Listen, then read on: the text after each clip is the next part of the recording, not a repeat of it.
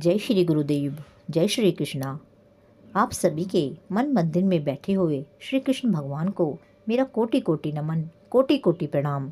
यदि आप भी एकादशी व्रत शुरू करना चाहते हैं किंतु समझ नहीं पा रहे हैं कि कौन सी एकादशी से अपना व्रत शुरू करें, तो लीजिए अब वह समय आ गया है जबकि आप अपना एकादशी व्रत शुरू कर सकते हैं। जी हाँ, मार्गशीर्ष महीने में आने वाली कृष्ण पक्ष की उत्पन्ना एकादशी से यह व्रत सर्वप्रथम शुरू किया जा सकता है, क्योंकि इसी दिन एकादशी माता का जन्म भी हुआ था।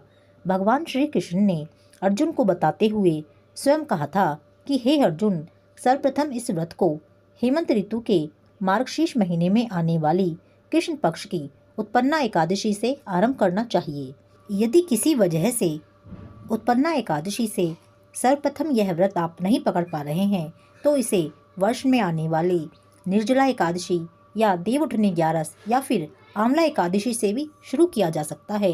अन्यथा यदि आप उन एकादशियों से भी इस व्रत को नहीं पकड़ पा रहे हैं, तो एकादशी व्रत आप कोई सी भी एकादशी से शुरू कर सकते हैं, क्योंकि यह दिन अपने आप में ही इतना पावन है, इतना पवित्र है और भगवान इस व्रत को रखने से इतने प्रसन्न होते हैं कि वह हमसे अनायास ही जीत जाते हैं। तो इस एकादशी व्रत को पकड़ने में हमें देर नहीं करनी चाहिए और अपने जीवन में इस एकादशी व्रत का पालन अवश्य करना चाहिए, क्योंकि यह एकादशी व्रत प्रभु को प्रसन्न करने का मुख्य साधन है। ऐसा कहा जाता है कि एकादशी व्रत रखने से शरीर तो स्वस्थ रहता ही है, साथ ही उस व्यक्ति के अंतर मन की मैल धुल जाती है, हृदय शुद्ध हो जाता है और भगवान के प्रति श्रद्धा भक्ति उत्पन्न हो जाती है। और तो और एकादशी व्रत करने वाले के पितर कुयोनि को त्याग कर स्वर्ग में चले जाते हैं। साथ ही एकादशी व्रत करने वाले के 10 पुरखे पितृपक्ष के, 10 पुरखे मातृ पक्ष के और 10 पुरखे पत्नी पक्ष के बैकुंठ को प्राप्त हो जाते हैं। साथ ही धन धान्य, पुत्र आदि और कीर्ति को बढ़ाने वाले इस एकादशी व्रत को सभी को रखना चाहिए। इस एकादशी का जन्म भगवान के शरीर से ही हुआ है, इसीलिए यह प्रभु के समान पतित पावनी है। इसीलिए इस एकादशी को शत शत प्रणाम करते हुए हमें इस एकादशी का व्रत अवश्य ही करना चाहिए।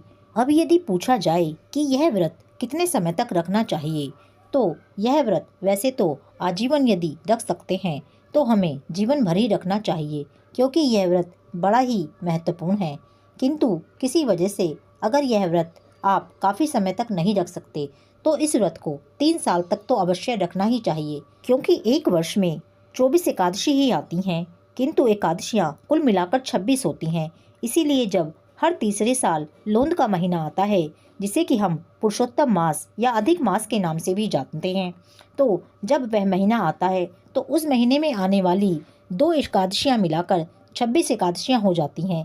इसीलिए कहा जाता है कि 2 एकादशी तो लोंद मास में आने वाली और 24 एकादशियाँ हर साल की हो जाती हैं, तो कुल मिलाकर 26 एकादशियाँ इनकी गिनती पूरी हो जाती हैं। इसीलिए 3 साल तो यह व्रत रखना ही रखना चाहिए और उसके बाद ही उद्यापन वगैरह करना चाहिए। तो आइए हम सब भी इस एकादशी व्रत को रखने का प्रयास करें, क्योंकि इस एकादशी व्रत का जितना पुण्य है उतना किसी अन्य दान का, तीर्थ यात्रा का या किसी भी यज्ञ आदि का नहीं है। क्योंकि भगवान ने स्वयं कहा है कि जो पुण्य चंद्र या सूर्य ग्रहण में स्नान या दान से होता है, तथा जो पुण्य अन्न, जल, स्वर्ण, भूमि, गौ तथा कन्यादान तथा अश्वमेध आदि यज्ञ करने से होता है, जो पुण्य तीर्थ यात्रा तथा कठिन तपस्या करने से होता है, उससे अधिक पुण्य एकादशी व्रत रखने से होता है। तो बोलिए एकादशी मैया की जय। जय श्री राधे, जय श्री कृष्णा।